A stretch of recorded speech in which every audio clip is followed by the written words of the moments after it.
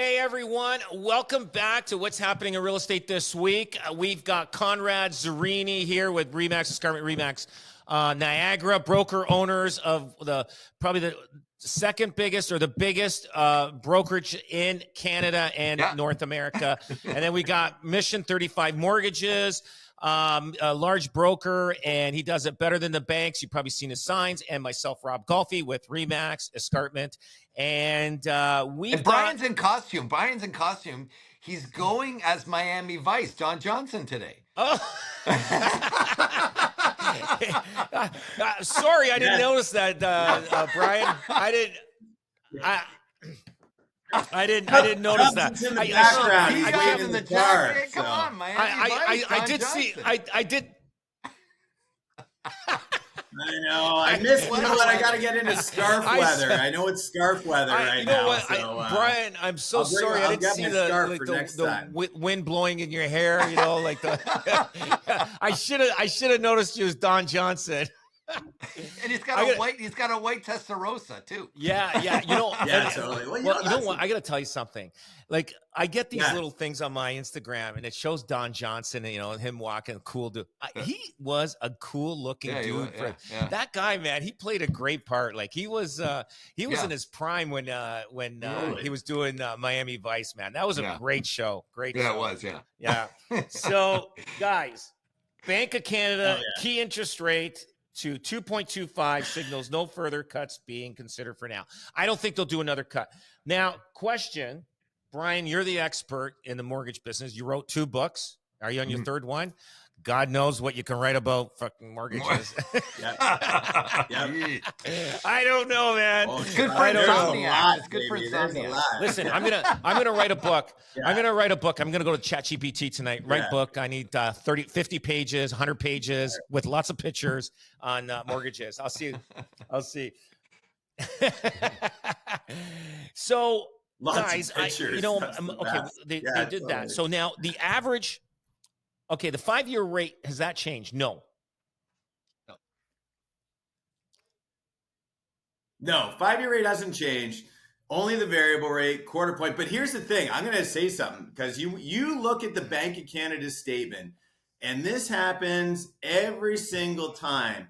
Bank of Canada comes out and they drop the rate, and then the bond markets react and say, oh, this probably isn't going to happen again. And then guess what? It does happen again, right? So when you end up looking at where we're at right now with consumer confidence is in the shitter right now. People feel more broke than they ever have before. And we watch this because this is an important index, right? When you guys feel wealthy, you spend more money. When you don't feel wealthy, you don't spend money. There's actually Benjamin Talb had it. He said for every $1,000 increase in home value, people will spend about 5 cents or $5.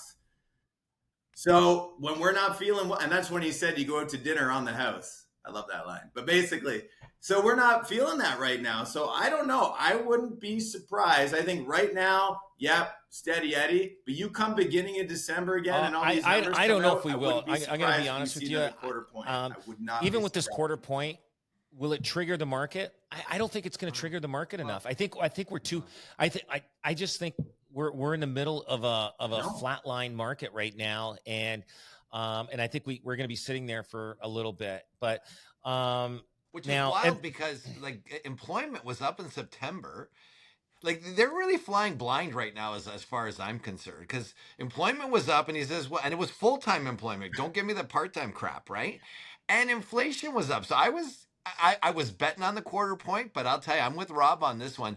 But the only other thing is the market is so inviting right now. Oh, come on. I know. I woke up on Sunday saying I want to sell my house and buy, because this is like a candy store. Yes, it is. It is. You're absolutely right. It is. The rates are as cheap as they were in 2022, and prices are way cheaper. It is. This is the market where millionaires are made in the next decade. This market right now. This is it. This is where millionaires are made in the next decade. So now, they're doing the 8%. Is it rebate discount for first-time buyers on new home builds. Okay. Yeah. Which is not that many new home builds are being built. Now, here's my opinion. Tell me if I'm on the right track here. So the people that are looking for, they're buying a new home up to $1 million. It doesn't go beyond $1 million, which hurts anybody in Toronto pretty well. So those guys that are getting the 8% discount, it's a bonus, but it's not going to bring the gap between the guy that can afford $1 million and below that. There's a huge gap. They can't afford to buy a house in the first place. So I don't know if it's going to make a difference with that 8%. Like for the guy that is buying the $1 million house, it's a bonus. The guy that they don't qualify for $1 million, or it could be 800,000, 700,000. That 8%. Well, I would say who's first-time home buyer. Who's this really for? Is it for Good the question. builder, or is it for the first-time home buyer? And my thing is, who's collecting? That's what I'm thinking. I don't know. Is it really going to be reflected in the price? I don't know. It's not going to make a difference either. Don't these guys ever talk to guys like you, Conrad? What the hell? What the heck's wrong? Don't they you've got numbers like coming out like out of your computer daily that tells you what's going on in the market.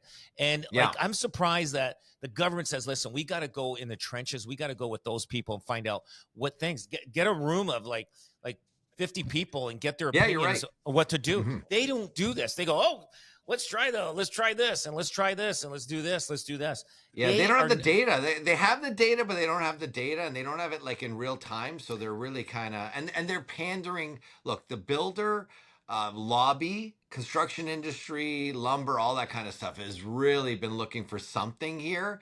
Look, it's a very small segment of the population. You know, it's funny because for your Win in Any Market, I had that call with Sal Galtieri from BMO.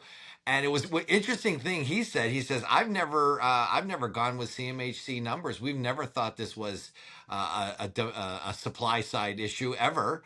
So we've never been in alignment with them. And the other thing is, you know, when they raised it to 1.5 million, right, the 5% down, even the guy from is it Sagan? He even said, they even said, you know, it's still money coming from parents, you know what I mean, to top it up.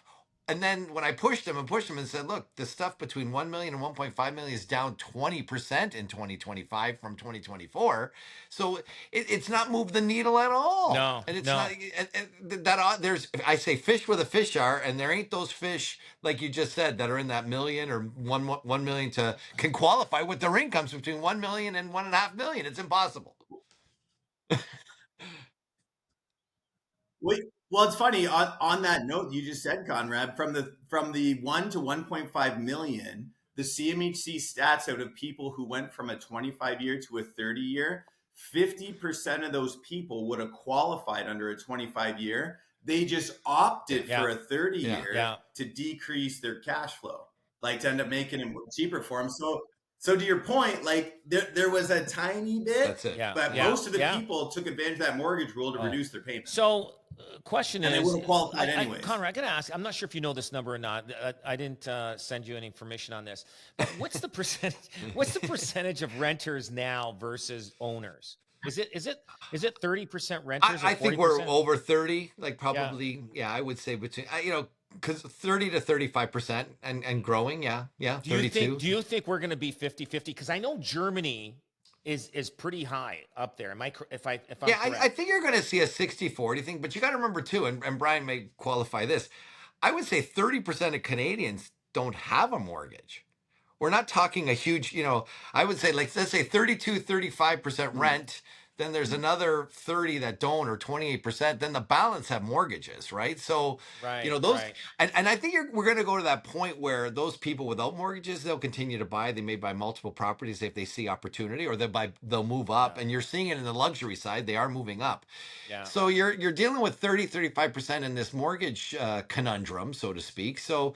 Yeah, to your point, there's and you're going to see an increase in renters without a doubt. Without a doubt, it's an option. Yeah, it is a lot cheaper. It is a lot cheaper to rent homes now. Now, I'm bouncing everywhere here and right now. Now we're finding that a lot of people developers are now switching over to building apartment buildings. Yes. Yeah. Yep. So Purpose-built rental. Yeah. Yeah. Mm-hmm. So do you think that's going to hurt bring the rental market down? Like the cost to rent a house. Do you think that's going to drive it down with all these rental because they're getting benefits from CMHC and the financing and all these incentives for them to build these apartment buildings. Do you find that that's going to down the road hurt the Well, I think, again, I always talk about that unicorn thing, and I think single detached house rental is still going to be a unicorn down the road, and not everybody, people have dogs and whatever, not everybody can live in a sky box, a glass box. Yeah. So I think you're going to see this resurgence in lower priced homes for rent now, smaller amount of capital needed, and you're going to start to see that kind of happening, because again, those are rare. Well, I just did the numbers. I found out, with this vacant tax, I just did Hamilton. As a matter of fact, the amount of vacant homes that got put for sale since we've had this tax, a vacancy tax, it was marginal at best. Yeah. Marginal at best. The only thing we did see is we saw a jump from pre-COVID. As a matter of fact, they sold more vacant homes in 2018 by about 15% than they did in 2025. So obviously they're not looking at the stats. So they're not looking at the numbers. So they actually circulated my video to the counselors. Somebody circulated my video to all the counselors. The only thing that did move up was rental. Detached rental. I did detached rental is up, probably up. It's double the amount of detached rental from 2018 to today. But I think that's a lot of the investor buying it, and they're renting things now because they're in the midst of a conundrum of selling it or not. So there are more vacant rentals that are being re-rented. But again, that could be Landlord Tenant Act too, right? Yeah, I absolutely. Yes. I think that's also actually with international students because they took away all these international students right now. Anybody who owned a student rental property right now is having that same conversation. Mm-hmm. Do I sell it or do I end up renting it out? So when you're talking about rentals, because a lot of those are flooding. There's a difference between condo and apartment rentals versus semi-detached and townhouse rentals. Do you think that's going to shrink down in the years? There's already pressure coming downwards on rentals, right? There's absolutely, without a doubt. Well, we just finished ours. We're, I'm struggling to get, struggling. There's about 8 units that we still just can't seem to rent. But again, there's a couple of, it's size, it's, did we build towards the market? So we learned a lot from our first building, but yeah, there's absolutely, without a question, we're seeing rental rates, especially in Toronto. But the other thing is there's this emergence of, and I've never seen this before, houses for sale and condos and whatever, townhouses, for sale and for lease. I've never seen a big number of that. They're saying, I got to do one or the other, right? So, and one of your guys, Rob, did a creative thing. The people said they were going to rent. So they had it for sale. It's sold conditional. It's a great story. It's sold conditional on sale of a house. You're representing the buy side. Yeah. And what happened was the people said, look, we're not going to do this anymore. You're not having any luck. We're going to put this for rent.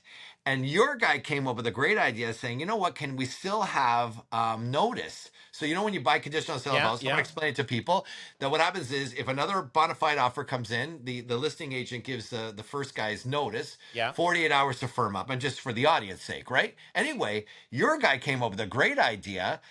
Put in the notice. We'll, we still want to keep our deal alive. We don't know. We might sell it. Keep the notice. If you get it rented, give us 48 hours to make a decision to buy or not. Right. See? Perfect. There you go. Very creative. Right in time. This is real time. And that's why you work with a realtor. And that's why you work with a Golfi team member, because that's pretty impressive. That was impressive to me. Yeah. No, you know what? You have to be creative in this market. The way this market is. You must get a lot of people just feeling tough out there. We got one house that we dropped the price to 800,000 and it was crickets for a while. We dropped it. We're getting a lot of showings, but nobody's coming to the plate with an offer, and it's priced bang on. We are 50,000 less than what the spring market was selling for that same house, and we're getting action. What's going on? Are people afraid to put pen to paper? And look, I don't know what the Bank of Canada is seeing. They're seeing some other numbers because their traditional numbers are not there. for them to have made that decision. Yeah, there is this insecurity, but again, everybody as Canadians, they all jump in, right? Yeah. And they all jump in and they drive the price up. But I still maintain, I know we're in real estate and it's a conflict of interest, but I will tell you this, buying in the fall of 2025, there's negotiations going on that I can't even believe are going on. And you know what? Some unicorns are doing well for sellers too. So don't be afraid to be a seller in this market if you got something unique, because you got to remember that 30% that doesn't have a mortgage, your home could entice them. Yeah. Look, we saw things that appraised way lower and the buyer still bought it.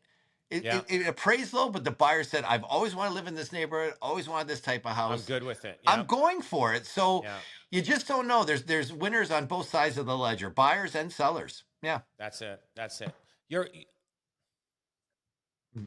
Yeah. And there's a lot of misinformation out there as well too, right? Because there's mortgage brokers giving bad information, saying it's bad time to buy, saying it's the worst thing in the world, right? But the reality is it's cheaper than it's been in a number of years. And people are misinformed on the new rules and down payments as well too. I was talking to someone who actually had a great job the other day who thought the minimum down payment was $100,000. Yeah. Just an arbitrary number from an arbitrary source. So make sure your people are educated, because sometimes people aren't pulling the trigger right now. Get rid of that guy Butler. Get rid of that guy Butler. Every time I watch his stuff, I want to slip my wrist. So making sure. So was that guy? Game? Was that guy? Did that guy work for Al years ago? Did he? Oh, I don't know. I think he's from Hamilton originally. Butler Mortgage, that guy. I tell you, that guy. I will tell you this. I don't know what his end game is. I'm not sure if he's trying. Does he make money on? I don't know, refinance, or I don't know what he does. But he has nothing good to say about the market. No. But I think that guy is from Hamilton. I think he worked for Al. I think. Because he's got a family member Butler, that's from, and he was a mortgage guy that worked. I think he's from realtor to mortgage guy, and I don't know. I'm pretty sure it was he was. I'll tell you, he's like, oh my God, Canada, the economy, real estate. That's it. Oh, I know. He's just like, I think he's getting a lot of views just because he likes using the F word all the time. The F word. What the F and the F? What the F and the F? And he's so like close, like, oh my God. I know his face covers the whole screen. It's like, but he's on Bloomberg. The guy's on every news thing too. Everybody calls him as an expert. No kidding. There you go. Anyway. Guys, listen, I appreciate your time. And if you first time watching, just follow us on YouTube, Instagram, and TikTok, and all the platforms that are out there. Anyway, guys, thanks for being on, and we'll catch you next week on what's happening in real estate this week. Thanks, Rob.